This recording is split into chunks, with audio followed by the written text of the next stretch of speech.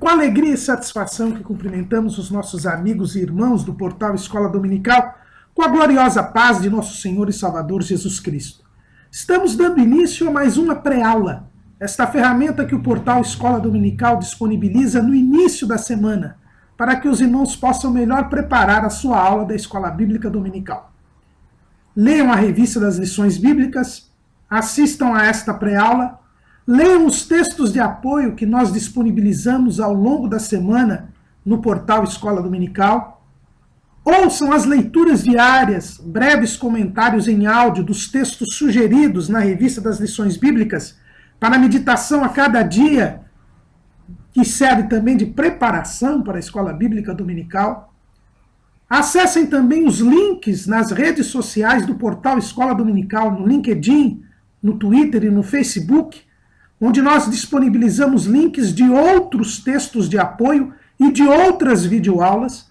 Se tiverem alguma dúvida, coloquem a sua pergunta na sala dos professores do portal Escola Dominical e a equipe do portal prontamente responderá. Se não conseguir acessar a sala dos professores, pode deixar a sua pergunta também no nosso canal no YouTube.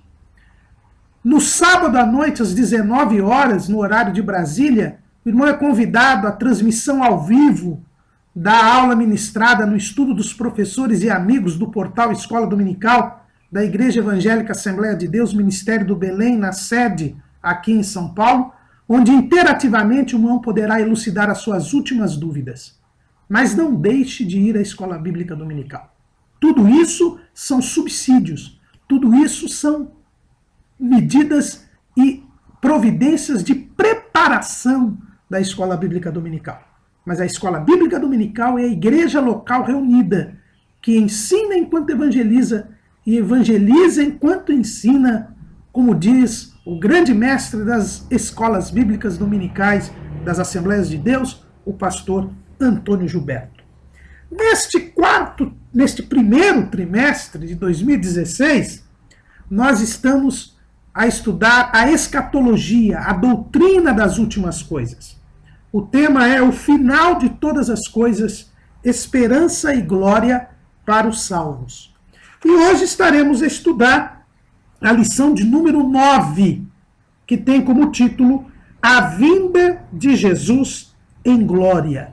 Ainda dentro deste nosso terceiro bloco desse trimestre, em que nós estamos a estudar os eventos em casos escatológicos que envolvem judeus e gentios. Então, nós já estudamos neste bloco a lição de número 8 sobre a grande tribulação, e hoje estaremos a estudar a vinda de Jesus em glória.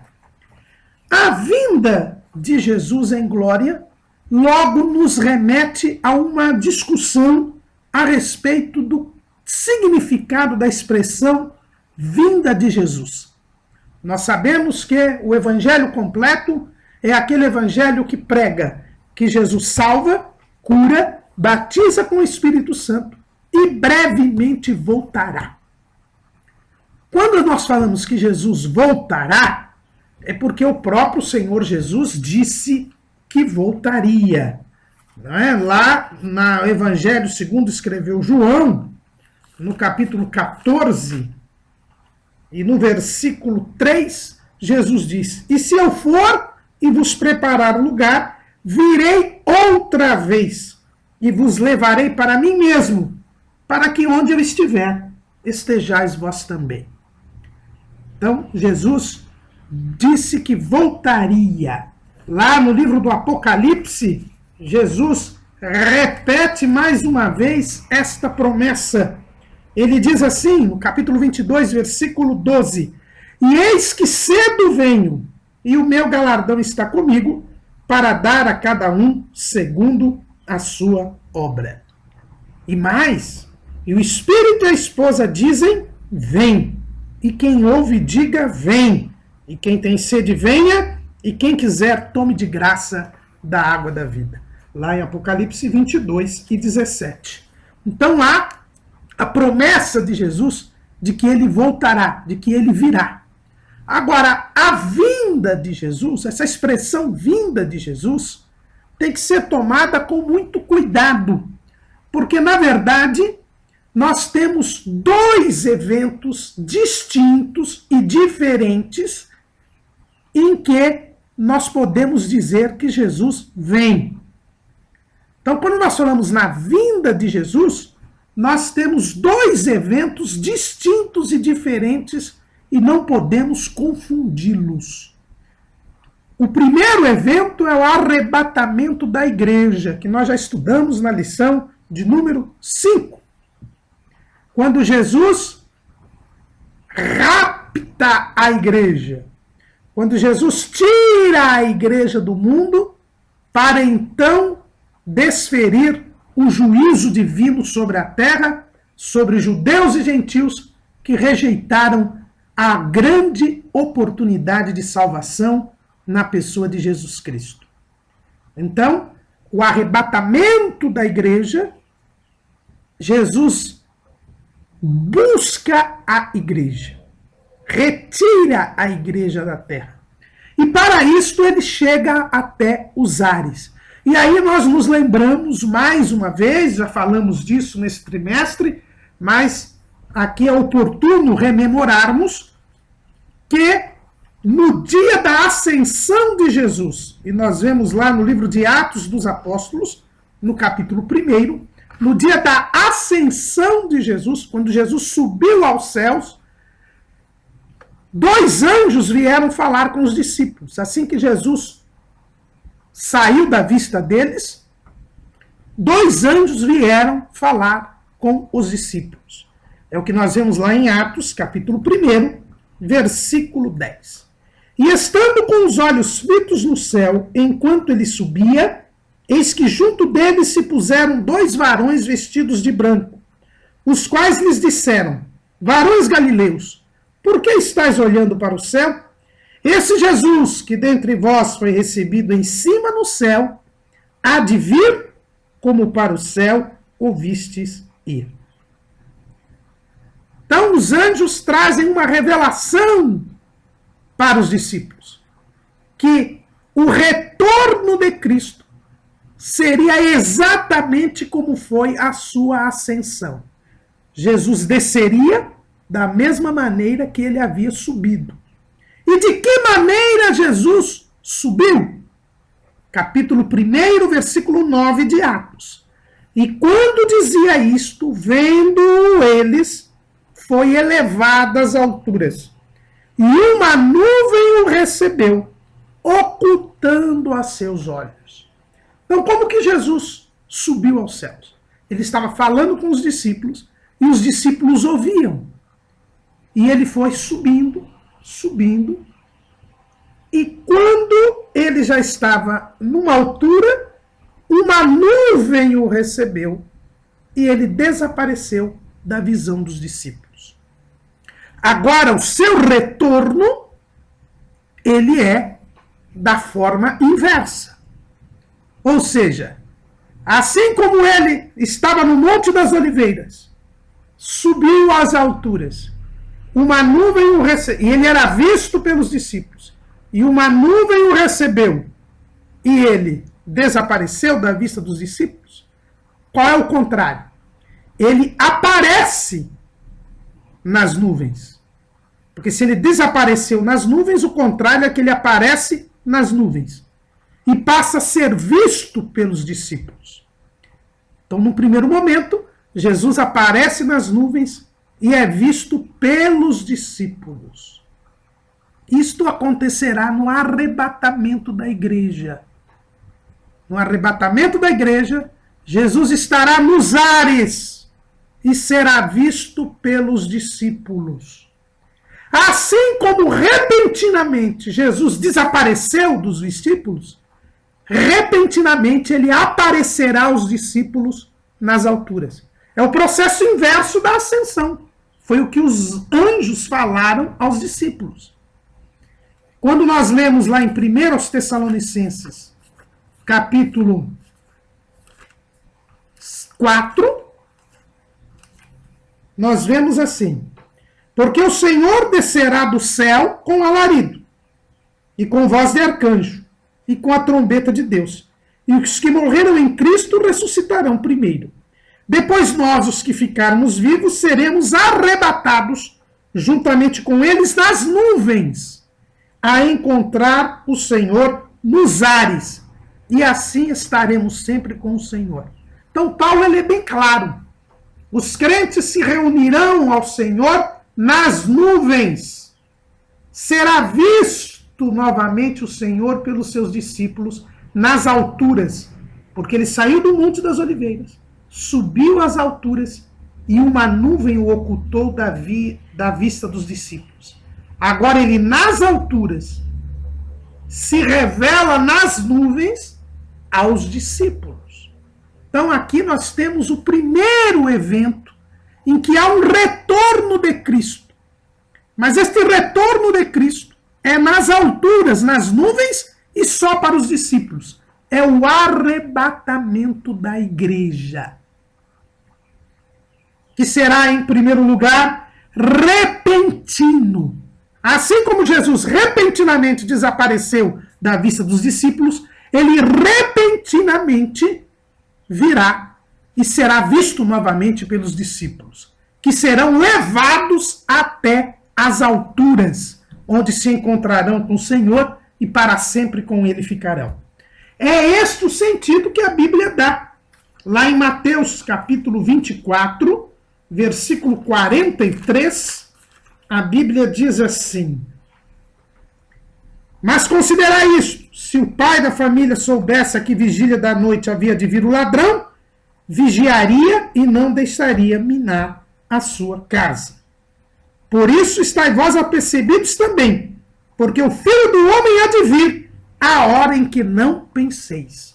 Assim como os discípulos não pensavam que Jesus desapareceria da sua vista, também no momento repentino, Jesus aparecerá para os seus discípulos nas alturas.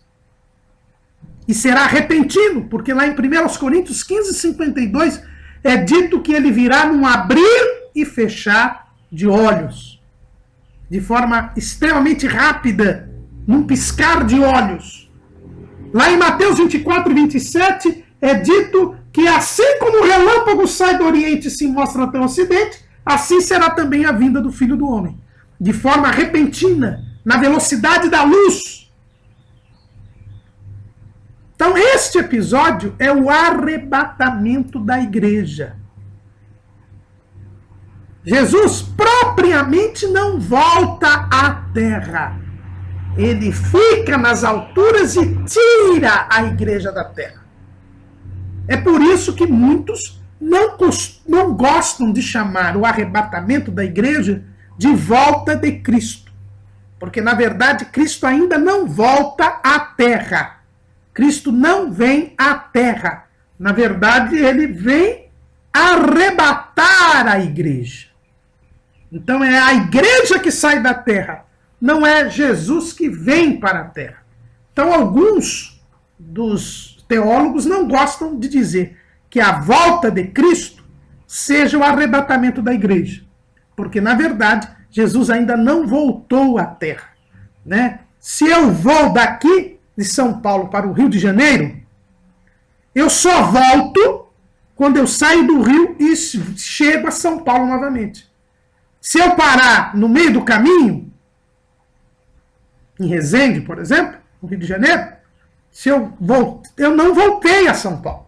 Então, alguns teólogos não gostam de chamar o arrebatamento da igreja de volta de Cristo, porque Cristo, como que fica no meio do caminho. Na verdade, Cristo retira a igreja. Ele não volta à terra. Mas este é o primeiro evento, é o arrebatamento, que não pode ser confundido com o que nós vamos estudar hoje, que é a vinda de Jesus em glória. Porque Jesus estava no Monte das Oliveiras e começou a subir e nas alturas foi ocultado. No arrebatamento da igreja, ele volta a ser visto pelos discípulos nas alturas. Mas ali ele se congrega com a igreja, nos ares, nas regiões celestiais, como nós já estudamos. Ele não voltou ainda à terra. Mas assim como ele saiu do Monte das Oliveiras, ele voltará um dia ao Monte das Oliveiras. É o que está ali em Zacarias, capítulo 14, versículo 4. E naquele dia estarão os seus pés sobre o Monte das Oliveiras, que está defronte de Jerusalém para o Oriente.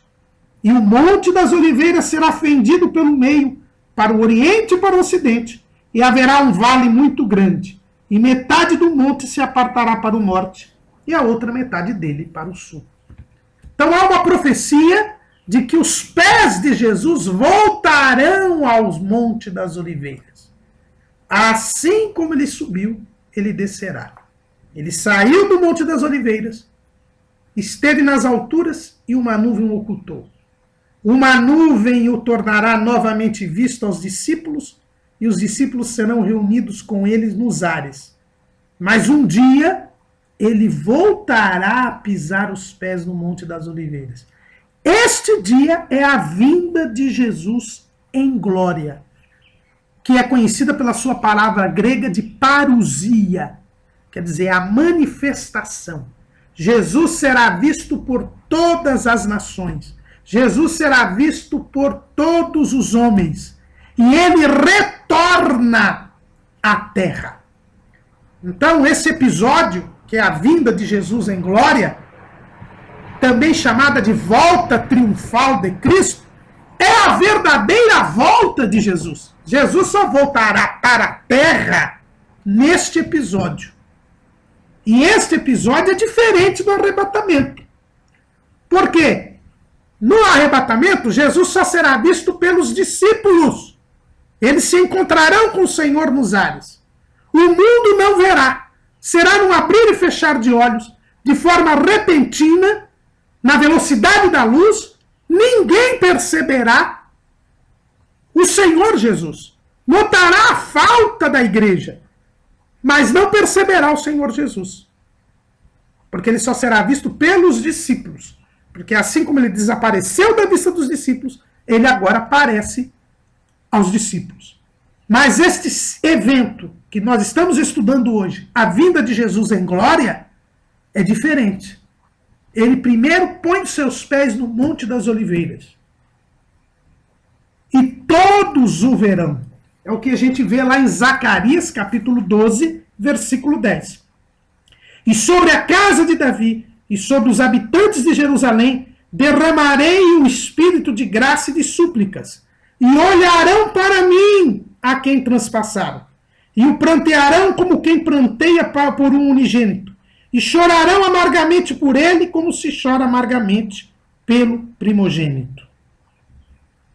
Então, todos os judeus verão a Jesus e olharão para mim. Mas não só os judeus, também os gentios. Lá em Apocalipse, capítulo 1, versículo 7. Eis que vem com as nuvens, e todo o olho o verá, até os mesmos que os traspassaram, e todas as tribos da terra se lamentarão sobre ele. Sim, amém. Então os irmãos vejam que nesta vinda de Jesus em glória, todo olho o verá. Tanto os judeus, que foram aqueles que o traspassaram, como todas as tribos da terra. E elas se lamentarão. E aí nós vemos que é diferente o arrebatamento da igreja da vinda de Jesus em glória. Porque no arrebatamento da igreja, Jesus só é visto pela igreja. E a igreja estará em alegria. A igreja será glorificada. É um momento de alegria e de gozo para os que se encontram com o Senhor. E já neste retorno de Cristo, quando todos o veem, haverá lamento por parte dos gentios. Haverá lamento por parte dos inimigos do povo de Israel, daqueles que estiverem servindo ao anticristo. Porque Jesus vem para vencê-los. Jesus vem para derrotá-los. para frustrar os seus planos. Então são eventos diferentes. Num ele vem como ladrão de inopim. Aqui todos o verão. E ele estará acompanhado da igreja. Veja bem que no arrebatamento a igreja se encontra com o Senhor que está só. E nós nos encontraremos com o Senhor nos ares. Mas aqui, como nós lemos em Apocalipse 1:7, ele vem com as nuvens. Ou como diz Judas, versículo 14. E depois profetizou também Enoque, o sétimo depois de Adão, dizendo: eis que é vindo o Senhor com milhares de seus santos. Jesus agora vem acompanhado. Acompanhado de quem? Da igreja, com quem ele se casou. Após as bodas do Cordeiro, a igreja agora é a esposa do Cordeiro e nunca mais se separará de Cristo. Estará sempre onde Cristo estiver. E Cristo volta para a terra acompanhado da igreja. Então os irmãos vejam que são dois eventos distintos. Os amilenistas, os pós-tribulacionistas, eles juntam o arrebatamento da igreja com a vinda de Jesus em glória. Para eles é o mesmo evento, é um só evento. Mas não é possível, porque aqui nós vemos, num primeiro momento, que quem participa é a igreja. E se encontra com Jesus nos ares. E o evento é repentino, de inopino, extremamente rápido. Já o outro evento, que é a vinda de Jesus em glória, não é secreto. Todos o verão. Quem? Judeus e gentios. Então já vemos aqui que é diferente. Jesus aparece para judeus e gentios. No arrebatamento, Jesus só aparece para a igreja. Outra coisa, este evento, ele tem data. Ao contrário do arrebatamento que não tem data. Qual é a data da vinda de Jesus em glória? 7 anos após o arrebatamento. É o final da grande tribulação. É o final da última semana de Daniel, onde ocorrerá a redenção de Israel, a salvação de Israel. Quando Israel se converterá e se extinguirá a transgressão e o pecado no povo judeu. Como está lá na revelação das 70 semanas. Então é um evento que é público, que é para judeus e gentios, que se dá na terra, porque Jesus coloca os pés no Monte das Oliveiras, ele se dá na terra, ao diferente do arrebatamento, que é secreto, que é só para a igreja e que se dá nos ares. Então são dois eventos completamente distintos e por isso nós não podemos confundi-los. Quando se dará, qual será a situação do mundo no momento da vinda triunfal de Cristo, no momento da parousia, da vinda de Jesus em glória? Nós estaremos no 7º ano da grande tribulação. O anticristo já está governando há 7 anos, sendo que destes 7 anos ele tem o controle absoluto do mundo por 3 anos e meio. Então nós estamos no 7º ano do governo do anticristo, no 7º ano depois do acordo que o anticristo fez com Israel, que ele já quebrou na metade da semana, faz 3 anos e meio, que o anticristo é adorado como Deus e a sua imagem está no templo de Jerusalém. Faz 3 anos e meio que isso acontece. O anticristo tem o controle absoluto do mundo, mas o mundo está numa situação desesperadora. Porque faz 3 anos e meio que Deus tem lançado o seu juízo sobre a terra. Como nós estudamos na lição passada, a terra está devastada, porque o Senhor tem derramado as taças da consumação da sua ira.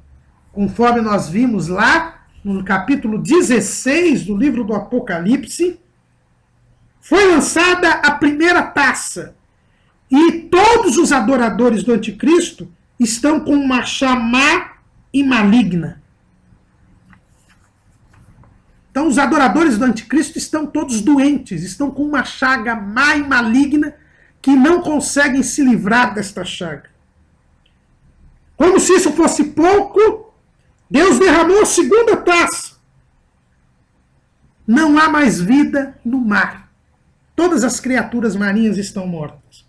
Deus lançou também a terceira taça. Não há mais água potável no mundo. Deus lançou a quarta taça. E nós temos o verdadeiro aquecimento global. As temperaturas estão insuportáveis. E o povo, nessa situação, blasfema contra Deus. Sem água potável, sem vida no mar, a altas temperaturas, com uma chaga maligna, qual é a reação deste povo que adora a besta e a sua imagem? A reação é que eles estão blasfemando o nome de Deus, ofendendo a Deus, maldizendo a Deus. E aí o anticristo se vê numa situação desesperadora. E a Bíblia diz que na quinta taça o seu reino se faz tenebroso e as pessoas mordiam as suas línguas de dor. E ainda blasfemavam ainda mais. Quer dizer, diante dessa situação, o homem e o anticristo e os seus seguidores se aprofundam ainda mais no pecado. Muito provavelmente, eles estarão invocando o diabo. Eles estarão se aprofundando na feitiçaria, na idolatria, na magia negra, querendo forças malignas para superar esta situação. E eles não se arrependem das suas obras. Muito pelo contrário, eles se enveredam ainda mais nas trevas. Mas neste momento, Deus lança a sexta taça. E o rio Eufrates se seca. Deus faz o rio Eufrates secar.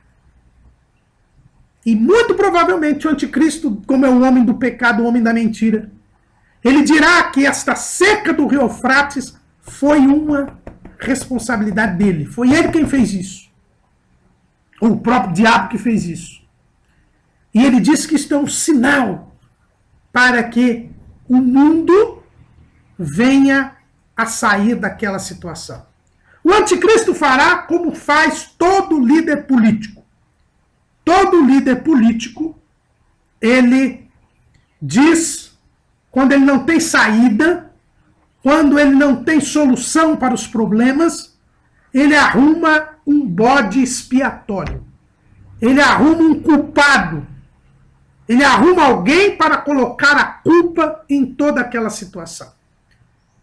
Quando a Bíblia diz que o reino do anticristo se faz tenebroso, isto quer dizer que a população, embora ofendendo a Deus, blasfemando contra Deus, se enveredando pelo caminho da escuridão espiritual, eles vão começar a questionar o anticristo. A propaganda do anticristo já não dá mais resultado. A situação do mundo está periclitante.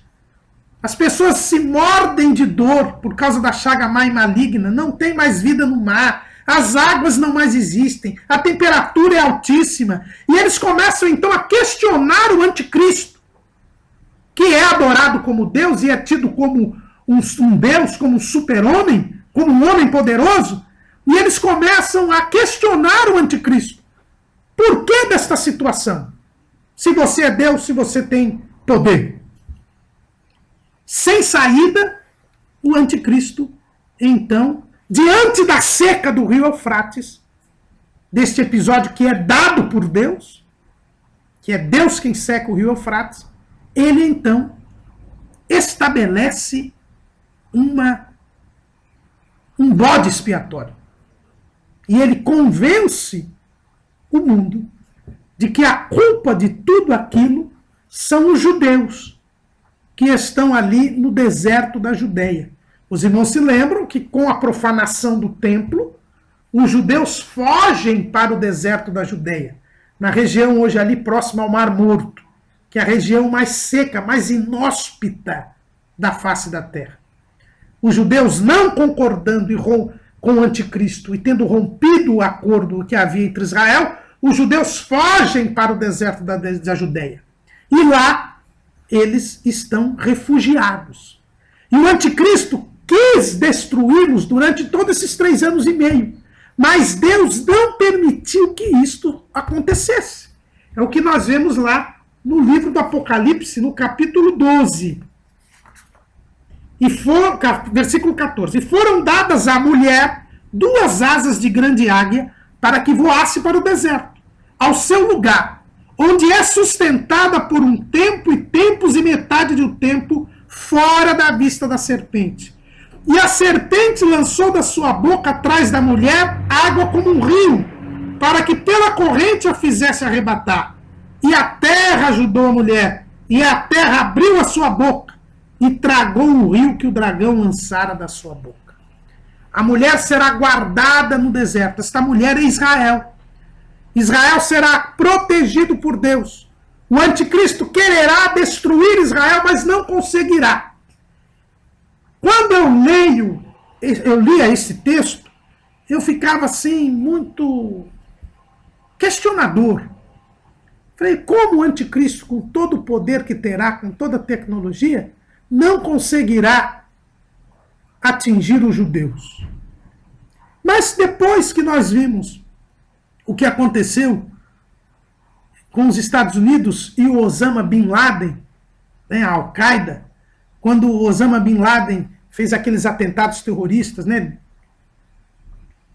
das Torres Gêmeas lá em Nova York, em 2001, ele se refugiou no Afeganistão, numa região de cavernas, uma região desértica de cavernas, muito semelhante a essa região desértica de cavernas próximo ao Mar Morto, que é o deserto da Judéia. E Osama Bin Laden só foi morto porque ele saiu desse esconderijo e resolveu morar numa cidade no Paquistão. E aí os americanos encontraram a casa onde ele morava e o mataram. Mas até hoje, os guerrilheiros, os terroristas do Talibã que estão lá no Afeganistão, continuam lá. Porque é uma região de difícil penetração e uma região de difícil acesso. É exatamente o que vai acontecer durante esses 3 anos e meio. Né? Veja bem que é durante um tempo e tempos e metade de um tempo. São 3 anos e meio. Israel será protegido por Deus. Mas o anticristo, premido por essa situação mundial tão terrível, ele irá convencer as pessoas de que é hora de atacar Israel. É hora de juntar os soldados e destruir o povo judeu. Porque o povo judeu, por não adorá-lo, é o culpado de todas estas mazelas. E é o que a Bíblia diz lá em Apocalipse 16. Que depois que a água do rio Eufrates secar, da boca do dragão, que é do diabo, da boca da besta, que é o anticristo, e da boca do falso profeta, saíram 3 espíritos imundos, semelhantes a rãs. São espíritos e demônios que fazem prodígios. E ele vai ao encontro dos reis de todo o mundo e os convence a ir para a batalha naquele grande dia do Deus Todo-Poderoso. Usando da mentira satânica, do poder satânico, o anticristo convencerá os governantes das nações que são aliadas a ele a se congregarem para a batalha e irão se reunir no Vale do Megido, também conhecido como Vale do Armagedon, que é um local onde a Bíblia fala, e nós colocamos aí no esboço várias referências bíblicas que se fala desse Vale do Megido, que é um lugar próprio para congregar soldados e para se fazer batalhas. O anticristo, com permissão de Deus, convencerá o mundo a destruir Israel. E no rio Eufrates seco virá um grande exército. Um grande exército virá. E esse grande exército será o exército chinês. Os irmãos sabem que o exército chinês é o maior exército do mundo. E a China virá em apoio ao anticristo para destruir Israel. E ele usará a seca do rio Eufrates, que foi feita por Deus, e ele mentirá que foi feita por ele, como um sinal de que Israel deverá ser destruído. Isso nós vemos ali no livro de Daniel, no capítulo 11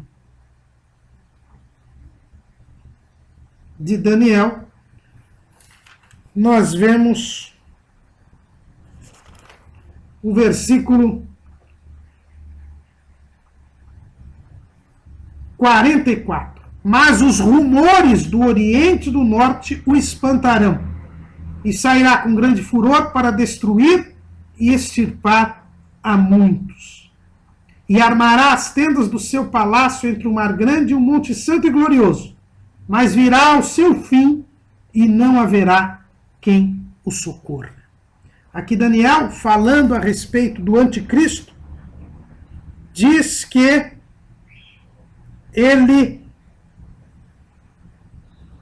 virá com o apoio do Oriente e do Norte.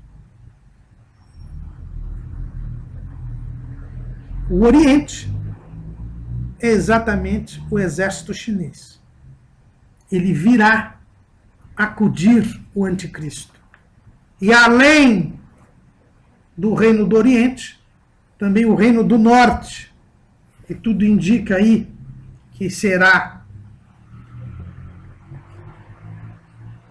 o povo do Norte, né, as nações do Norte em relação a Israel, a Europa, a Rússia, enfim, todos virão para guerrear contra Israel. Porque o anticristo convencerá o mundo de que as coisas melhorarão quando Israel for destruído. Pois os judeus é o único povo que não aceita o anticristo, que rompeu o pacto com o anticristo. Esta circunstância, essa reunião no Vale do Armagedon, já havia sido profetizada pelo profeta Joel. Joel, ele fala a respeito disso. Lá no capítulo 3 de Joel, nós vemos: porquanto eis que naqueles dias e naquele tempo em que removerei o cativeiro de Judá e de Jerusalém, congregarei todas as nações e as farei descer ao vale de Jeosafá, e ali com elas entrarei em juízo por causa do meu povo e da minha herança, Israel, a quem eles espalharam entre as nações, repartindo a minha terra. Por que Deus permitirá essa reunião das nações contra Israel? Porque Deus irá destruir estas nações inimigas. É uma permissão divina para que o último juízo seja precisamente a destruição dos inimigos de Israel. Versículo 14 ele diz: multidões, multidões no vale da decisão, porque o dia do Senhor está perto, no vale da decisão. E esse vale é o vale do Armagedon. É o que a gente lê lá em Apocalipse, capítulo 19. No Apocalipse, no capítulo 19, a Bíblia fala, aliás, no capítulo 16, desculpe, no versículo 16, e os congregaram no lugar em que hebreu se chama Armagedon. Então todas as nações se reunirão contra Israel.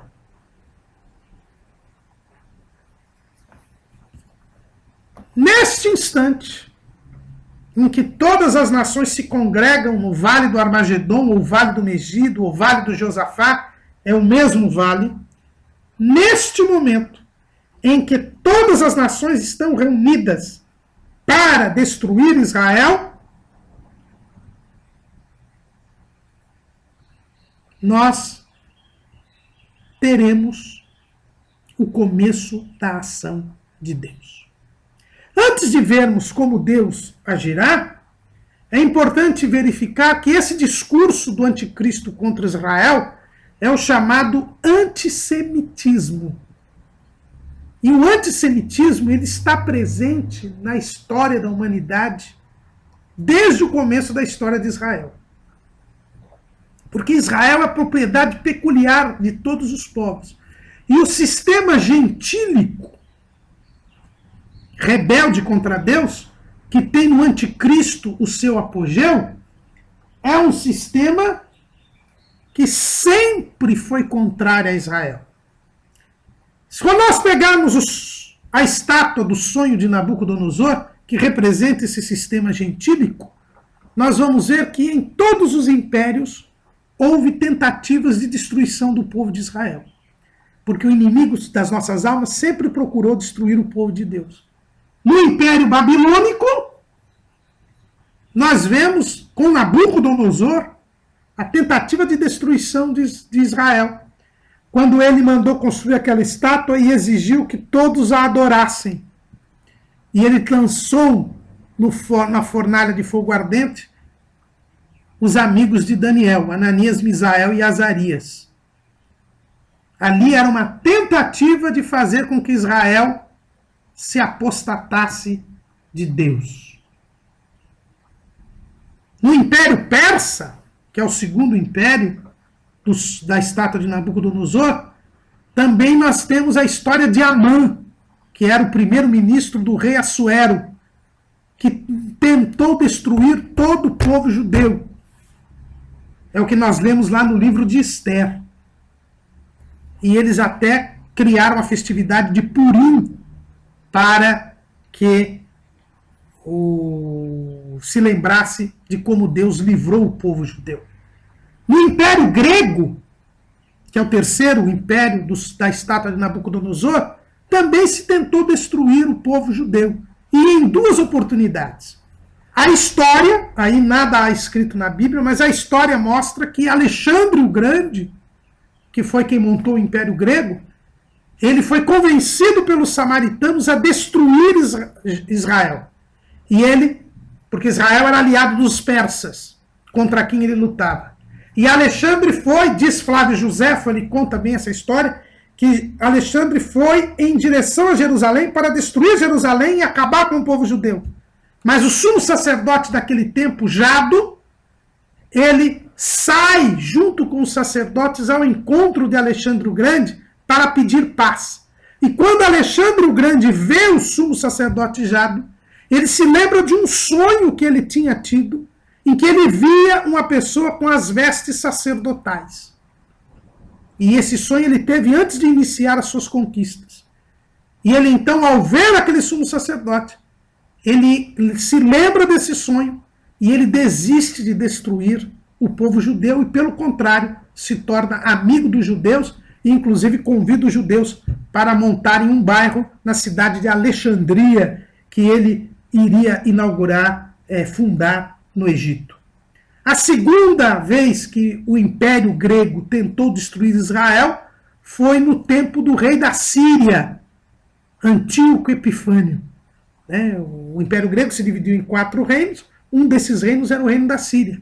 E Antíoco Epifânio colocou a imagem de Zeus no templo de Jerusalém e tentou destruir a religião judaica.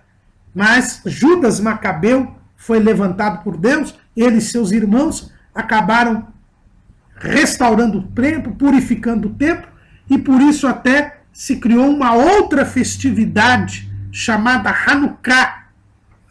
É a festa da dedicação que nós vemos ali no Evangelho segundo escreveu João, capítulo 10, versículo 22, esta festa, porque se impediu a destruição de Israel.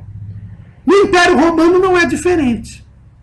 Os romanos destruíram Jerusalém, destruíram o templo de Jerusalém, expulsaram os judeus, mas os judeus mantiveram-se como povo, apesar de toda a perseguição romana. E depois do Império Romano, a Europa, houve vários momentos em que se tentou destruir os judeus. Aliás, em Daniel 9:26, é dito precisamente isso, né?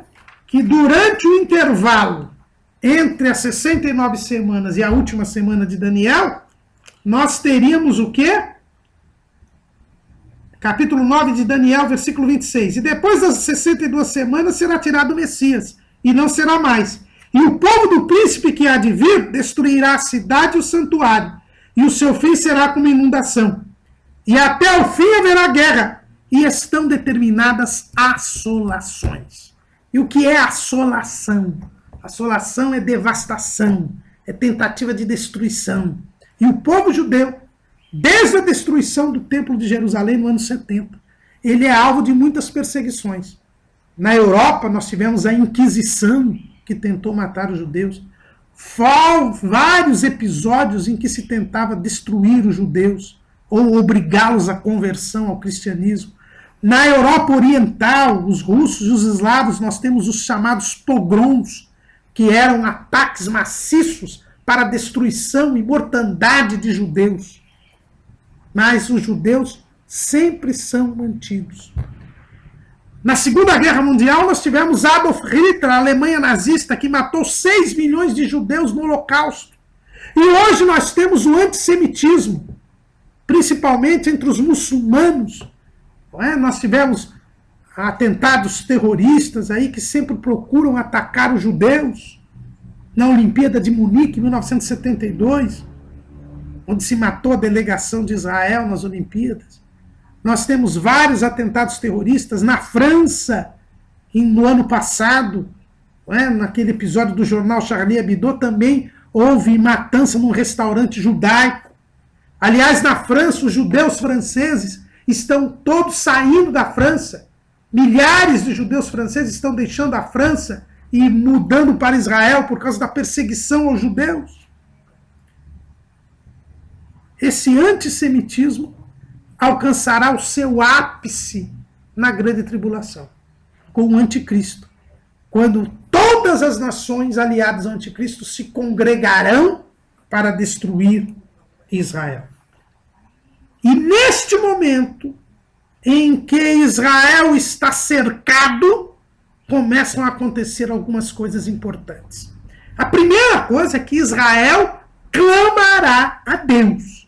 Ao sentir que está cercado, que não tem saída, Israel clamará a Deus. E este clamor a Deus, nós vemos no livro do profeta Joel. Muitos estudiosos da Bíblia entendem que o livro do profeta Joel descreve precisamente este momento escatológico.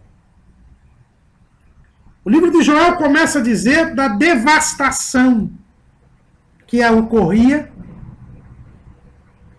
em Israel.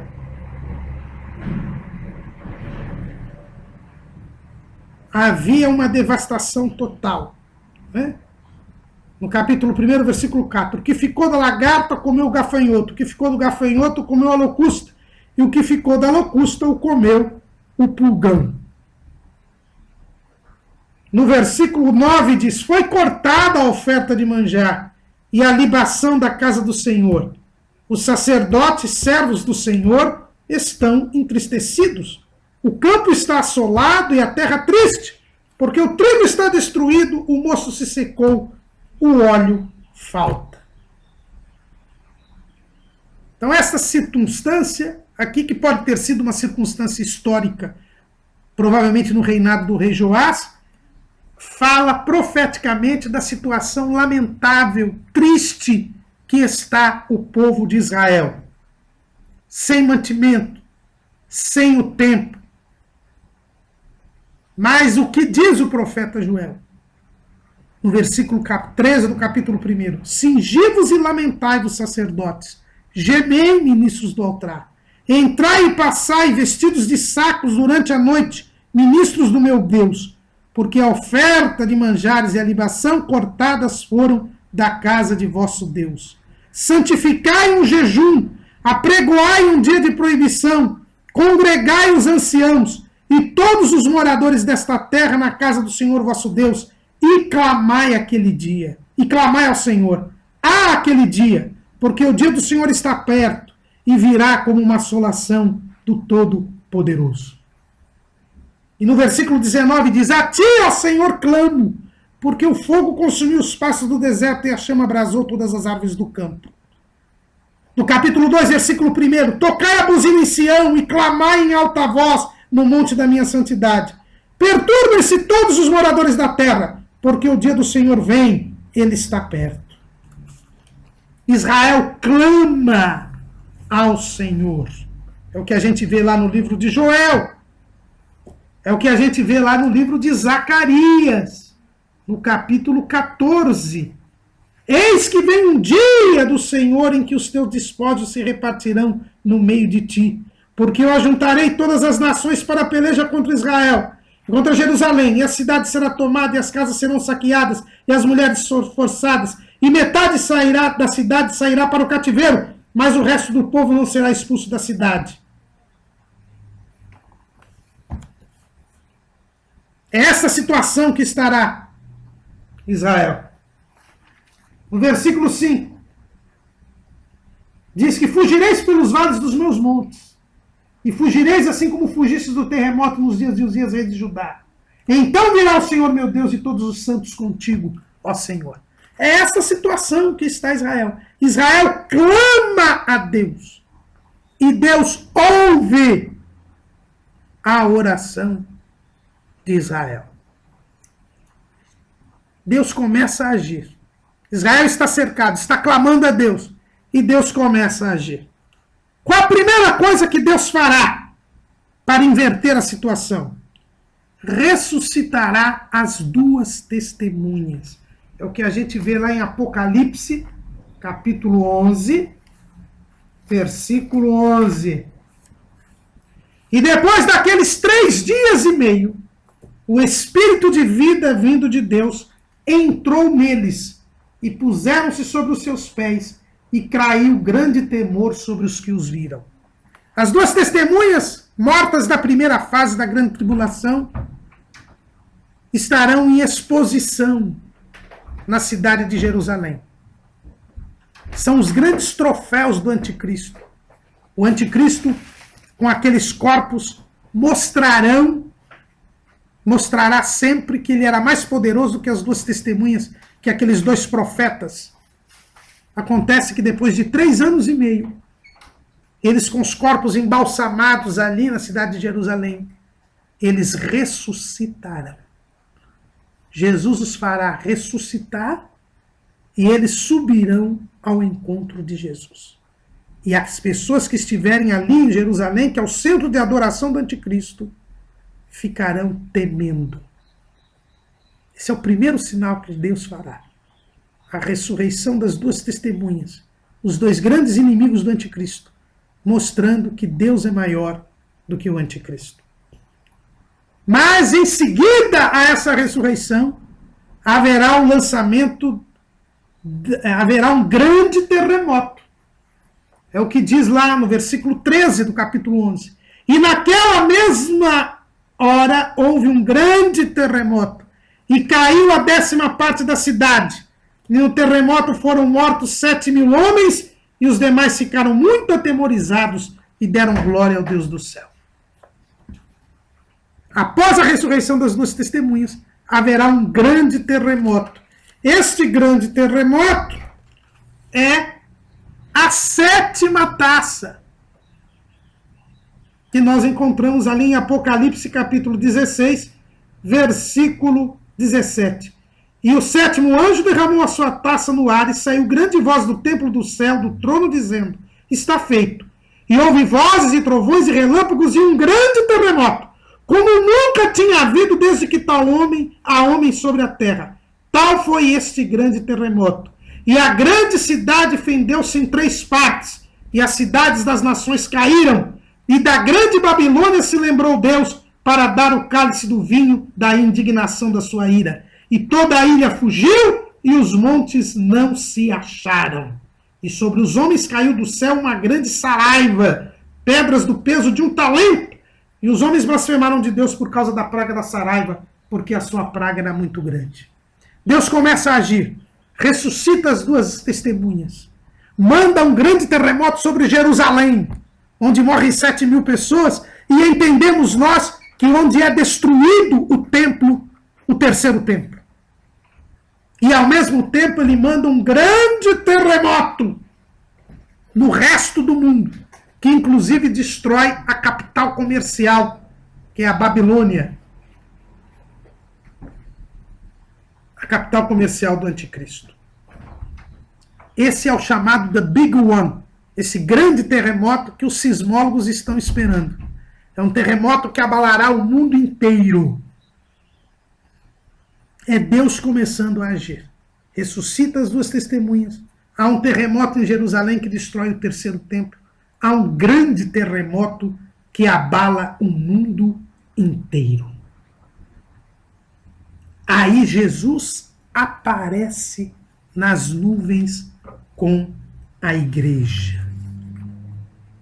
Zacarias capítulo 14, versículo 4, que nós já lemos aqui.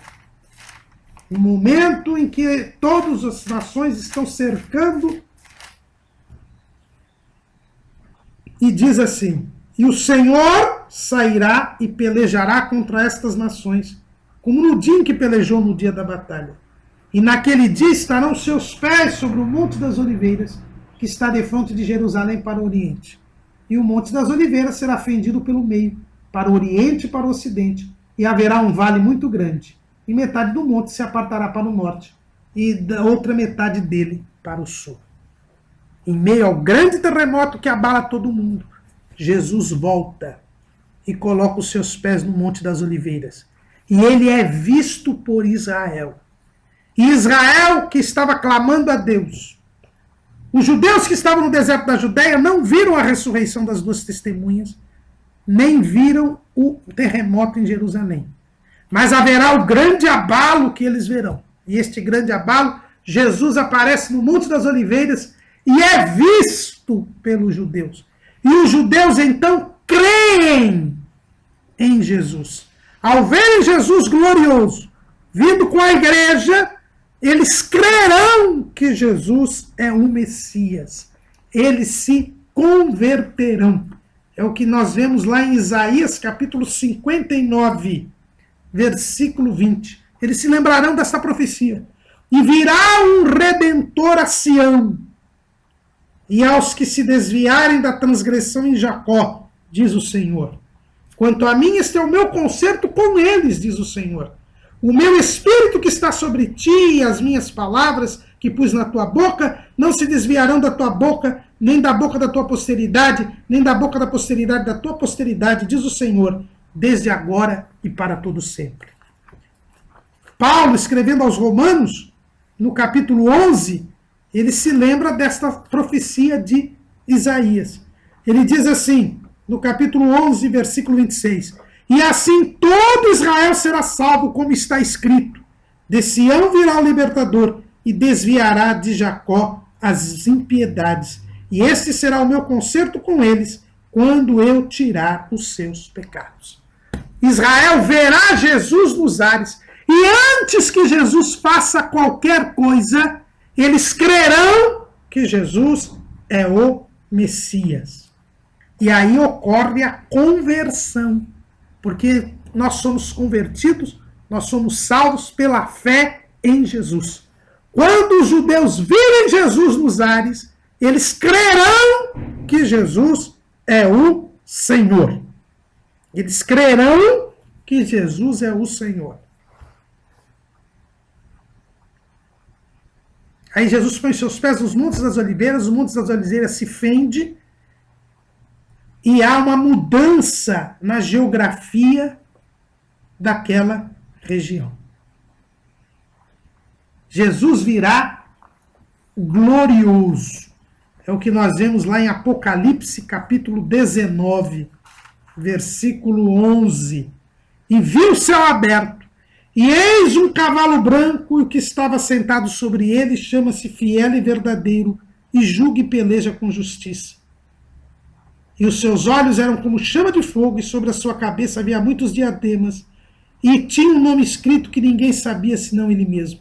E estava vestido de uma veste salpicada de sangue, e o nome pelo qual se chama é a Palavra de Deus. E seguiam-nos os exércitos no céu em cavalos brancos, e vestidos de linho fino, branco e puro. E da sua boca saía uma aguda espada para ferir com ela as nações. E ele as regerá com vara de ferro, e ele mesmo é o que pisa o lagar do vinho, do furor e da ira do Deus Todo-Poderoso. E no vestido e na sua coxa tem escrito este nome: Rei dos Reis e Senhor dos Senhores. Jesus vem em glória. E quando Israel vê a Jesus, antes que Jesus tenha feito alguma coisa, ele crê, Israel crê que Jesus é o Messias. É esse momento em que Israel se converte. É este o momento em que Israel é salvo. É este o momento em que Israel extingue para sempre a transgressão. É este o instante que Daniel tanto esperava lá na revelação das 70 semanas. E aqui se conclui a 70ª semana. E Israel é perdoado dos seus pecados. É o que nós vemos lá em Daniel, capítulo 9, versículo 24. 70 semanas estão determinadas sobre o teu povo e sobre a tua santa cidade, para extinguir a transgressão, dar fim aos pecados, expiar a iniquidade, trazer justiça eterna e selar a visão e a profecia e ungir o Santo dos Santos. Aqui nós temos a conversão de Israel. Este é o momento que Israel é convertido. Israel vê a Cristo, que desce no Monte das Oliveiras, e ele então vai à peleja contra Israel. Isto nós vemos ali em Isaías, capítulo 34, versículo 6. Isaías 34 e 6.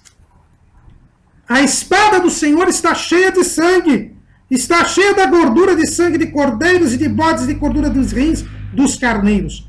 Porque o Senhor tem sacrifício em Bosra e grande matança na terra de Edom. Bosra, terra de Edom, é o lugar onde estão os judeus. Jesus vai ao Monte das Oliveiras e depois se manifesta lá na região de Edom, no deserto da Judéia, em Bosra, para vencer os inimigos. Veja bem que ele está com a espada cheia de sangue. Em Isaías 63 e 1, nós vemos também: quem é este que vem de Edom com vestidos tintos de Bosra? Esse que é glorioso em sua vestidura, que marcha com a sua grande força? Eu que falo com justiça, poderoso para salvar. Por que está vermelha a tua vestidura? E os teus vestidos como os daquele que pisa no lagar? Eu sozinho pisei no lagar, e dos povos ninguém houve comigo. E os pisei na minha ira, e o esmaguei no meu furor, e o seu sangue salpicou os meus vestidos, e manchei toda a minha vestidura, porque o dia da vingança estava no meu coração, e o ano dos meus redimidos é chegado. Jesus vem para derramar sangue, para fazer justiça, para vencer militarmente os exércitos do anticristo. Lá em Jeremias, capítulo 49, versículo 13, é dito o seguinte: porque por mim mesmo jurei, diz o Senhor, que Bosra servirá de espanto, de opróbrio, de assolação e de execração, e todas as suas cidades se tornarão em assolações perpétuas. O versículo 22 ainda diz: eis que como águia subirá e voará, e estenderá suas asas sobre Bosra, e o coração dos valentes de Edom naquele dia será como o coração da mulher que está em suas dores. Em Amós, capítulo 1, versículo 2, é dito assim: o Senhor bramará de Sião e de Jerusalém dará a sua voz. Nas habitações dos pastores haverá pranto e secar-se-á o cume do Carmelo. E por fim, em Abacuque, capítulo 3, versículo 3, nós vemos: Deus veio de Temã. Temã é a região de Esbós, de Esdom, essa região do deserto da Judéia. E o santo do monte de Parã, a sua glória cobriu os céus e a terra encheu-se do seu louvor. Jesus vai até o Vale do Megiddo, sai ali do deserto da Judéia, depois que Israel creu nele, e vai livrar o povo de Deus. Vai derrotar o exército do anticristo. Vai destruir o exército do anticristo. E nós vimos aqui que depois do grande terremoto haverá uma grande saraiva. Cairão pedras de 35 quilos na cabeça daqueles soldados. Porque é pedras do peso de um talento. E eles, maldizendo a Deus, blasfemando contra Deus, serão mortos. Porque o Senhor virá em defesa de Israel. Ele é o libertador. Ele é aquele que veio impedir a destruição de Israel. Ele destrói os exércitos do anticristo. E ele mesmo vai e lança o anticristo e o falso profeta no lago de fogo e de enxofre. Capítulo 19, do versículo 19 de Apocalipse. E vi a besta e os reis da terra e os seus exércitos reunidos para fazerem guerra àquele que estava sentado sobre o cavalo e ao seu exército. E a besta foi presa, e com ela o falso profeta, que diante dela fizeram os sinais, com que enganou os que receberam o sinal da besta e adoraram a sua imagem. Estes dois foram lançados vivos no ardente lago de fogo e de enxofre. E os demais foram mortos com a espada que saía da boca do que estava sentado sobre o cavalo, e todas as aves se fartaram das suas carnes. O lago de fogo e enxofre, que é um lugar preparado para o diabo e seus anjos, não tem ninguém até hoje. E quem vai inaugurar é o anticristo e o falso profeta. O próprio Jesus pegará o anticristo e o falso profeta e os lançará no lago de fogo e de enxofre. É o que a gente vê lá em 2 aos Tessalonicenses, capítulo 2, versículo 8.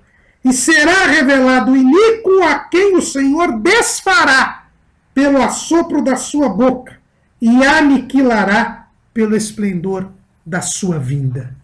Essa vinda esplendorosa de Jesus, essa vinda visível de Jesus, esta vinda de Jesus em glória, Jesus virá e pessoalmente derrotará o anticristo e o falso profeta e os lançará no lago de fogo e de enxofre. E aí nós vemos a diferença entre Jesus e o anticristo, entre os dois cavalos brancos. O cavalo branco do Apocalipse 6 e o cavalo branco aqui do Apocalipse 19. Aqui no capítulo 19, o cavaleiro do cavalo branco, ele tem olhos como que chama de fogo, e na sua cabeça estão muitos diademas. E nós vimos também que ele tem a vara de ferro para reger as nações. Ou seja, o cavaleiro do cavalo branco do Apocalipse 19 é alguém que já reina, que já governa. É Jesus. Pois Jesus disse antes de subir aos céus: é-me dado todo o poder nos céus e na terra. No Apocalipse 6, nós vemos que o seu cavaleiro, ele vem para vencer e recebeu uma coroa. Se ele vem para vencer, é porque ele precisa conquistar o reino. Então é alguém que já não reina, é alguém que vai começar a reinar, é alguém que vem para vencer, é alguém que precisa conquistar o poder. Então é alguém que não tem o poder. Então, o cavaleiro do Apocalipse 19, ele já tem o poder. O cavaleiro do Apocalipse 6, que é o anticristo, ele não tem o poder, ele precisa conquistá-lo. A segunda característica que a gente vê de diferença entre o cavalo branco, o cavalo e o cavaleiro branco de Apocalipse 6 e o cavalo e o cavaleiro branco de Apocalipse 19, é que, como nós lemos aqui em Apocalipse 19, o nome pelo qual se chama o cavaleiro é a palavra de Deus. E ele é fiel e verdadeiro. Porque ele é Deus. Porque Deus é a verdade. Jeremias 10:10. É Cristo que é a verdade. João 14:6. É Deus que é fiel.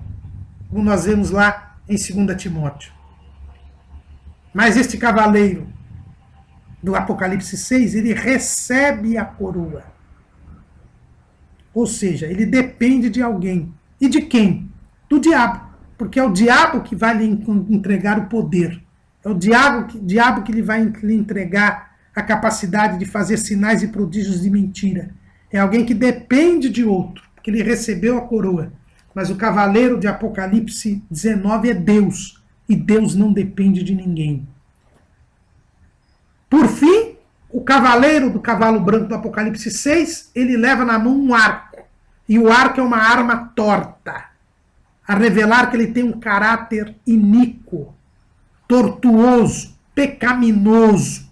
Não nos esqueçamos que a palavra hebraica, a palavra grega para pecado é amartia, que quer dizer tortuosidade, quer dizer transgressão. Já o cavaleiro de Apocalipse 19, ele tem uma aguda espada. A espada é reta, porque Deus é justo, Deus é reto, Deus é correto, não é torto, ele é direito. Então nós vemos que os dois cavaleiros são distintos. E Jesus vem fazer justiça, vem destruir os inimigos de Israel, vem destruir aqueles que blasfemaram a Deus, vem destruir aqueles que rejeitaram a mensagem do Evangelho durante a grande tribulação. E nós temos algumas lições desta descrição de Jesus que nós lemos aqui em Apocalipse 19. A primeira lição é que nós não devemos nos impressionar pela aparência exterior. Veio um cavalo branco com uma falsa paz em Apocalipse 6. Vem agora o cavalo branco com o fiel e verdadeiro no capítulo 19. E se nós fôssemos nos impressionar pela aparência, poderíamos ser enganados. A segunda lição é que nós vemos que aquilo que provém de Deus é fiel e verdadeiro. Tudo que é verdade, tudo que é fidelidade vem de Deus. A terceira lição que nós aprendemos da descrição de Jesus na sua vinda em glória é que Jesus já reina e tem o controle sobre tudo e todos. Ele não vem para reinar, ele já reina. Ele vem estabelecer o seu reino na terra, mas ele já reina. Ele elimina aqueles que se opunham ao seu reino. E o verdadeiro poder, ele vem da palavra de Deus, porque o nome pelo qual ele é conhecido é a palavra de Deus. A batalha do Armagedon, ela é chamada, e nós lemos nas referências aqui, de pisadura do lagar. Por quê? Porque haverá derramamento de sangue. Quando você pisa no lagar a uva para sair o vinho, sai vermelho. É por isso que a batalha do Armagedon é chamada de pisadura do lagar, porque haverá um derramamento sem igual de sangue. Aqueles milhões de soldados que estão ali para destruir Israel serão mortos. As milhões de pessoas que adoraram a besta e a sua imagem serão mortos. Haverá um grande derramamento de sangue. Os injustos pagarão pela sua impiedade. Ela é também chamada de colheita, lá em Apocalipse capítulo 14. É descrita a ceifa. E olhei, eis uma nuvem grande, e assentado sobre a nuvem um semelhante ao filho do homem, que tinha sobre a cabeça uma coroa de ouro, e na sua mão uma foice aguda. E outro anjo saiu do templo, clamando com grande voz ao que estava sentado sobre a nuvem: lança a tua foice cega, e já é a vinda a hora de cegar, porque a seara da terra está madura. E o que estava sentado sobre a nuvem meteu a sua foice à terra, e a terra foi cegada. E saiu do templo que está no céu outro anjo, qual também tinha uma foice aguda. E saiu do altar outro anjo que tinha poder sobre o fogo, e clamou com grande voz ao que tinha a foice aguda, dizendo: lançai a tua foice aguda e vindima os cachos da vinha da terra, porque já suas uvas estão maduras. E o anjo meteu a sua foice à terra e vindimou as uvas da vinha da terra, e lançou-as no grande lagar da ira de Deus. E o lagar foi pisado fora da cidade, e saiu sangue do lagar até os freios dos cavalos, pelo espaço de 1.600 estádios. É a colheita, é o momento da justiça de Deus. E também é chamado de ceia do grande Deus. E viu um anjo que estava no sol e clamou com grande voz, dizendo a todas as aves que voavam pelo meio do céu: vinde e ajuntai-vos à ceia do grande Deus. Porque as aves comerão todas estas carnes. É uma mortificina sem igual, irmãos. Porque é o momento da ira de Deus. É o momento da consumação da ira de Deus. Todos os que rejeitaram o Senhor serão mortos. Porque Israel virá livrar o seu povo. Mas por que Deus? Por que Jesus tem que voltar à terra? Por que ele tem que voltar à terra? Em primeiro lugar, ele tem que voltar à terra para promover a restauração espiritual de Israel. Há uma promessa da salvação de Israel. E se não fosse o retorno de Cristo à terra, Israel não seria salvo. Em segundo lugar, Jesus volta à terra porque ele tem que destruir esse sistema mundial gentílico de rebeldia contra Deus. A política, o governo foi criado por Deus para trazer paz e justiça. Mas esse sistema rebelde contra Deus só traz iniquidade e injustiça. Então Jesus vem restaurar o propósito divino do governo. Ele destrói esse sistema mundial gentílico. Ele é aquela pedra que é cortada sem mão e destrói a estátua no sonho de Nabucodonosor. É este o dia em que Jesus, vencendo militarmente o anticristo e o falso profeta, ele assume legitimamente, pelo direito de guerra, o domínio sobre o mundo, destruindo o sistema mundial gentílico. E ele precisa vir à terra para estabelecer o reino de Deus sobre a face da terra. O verdadeiro reino que cumpre a vontade de Deus. O poder político servirá aos propósitos divinos. Também Jesus volta à terra para restaurar a terra. Por que esse grande terremoto? Por que essas mudanças geográficas tão imensas? Porque a natureza geme desde o dia em que foi amaldiçoada por causa do pecado do homem. E a natureza quer restaurar, ela espera por essa restauração. E a volta de Jesus, com este grande terremoto, irá trazer condições para que eu tenha uma natureza restaurada no próximo período da história da humanidade, que será o milênio. Mas Jesus também tem que voltar à terra, porque está profetizado que ele reinaria sobre Israel politicamente, que ele é o descendente de Davi, que o trono de Davi será para sempre. E ele então precisa voltar à terra, porque é na terra que está o trono de Davi. E ele precisa também cumprir a promessa de que a igreja reinaria com ele sobre a face da terra. E por fim, ele veio fazer justiça, punir os ímpios. Jesus volta à terra para fazer justiça e punir os ímpios. Eis os motivos pelos quais Jesus tem que voltar à terra. O anticristo e o falso profeta são lançados no lago de fogo e de enxofre. Os inimigos do reino do povo de Deus, os inimigos de Deus, que adoraram a besta e a sua imagem, também foram mortos. A terra passa por uma grande transformação. Israel alcança a salvação. Termina o juízo de Deus, chamado Grande Tribulação. Vem agora um novo tempo para o mundo. Um tempo de justiça e de paz.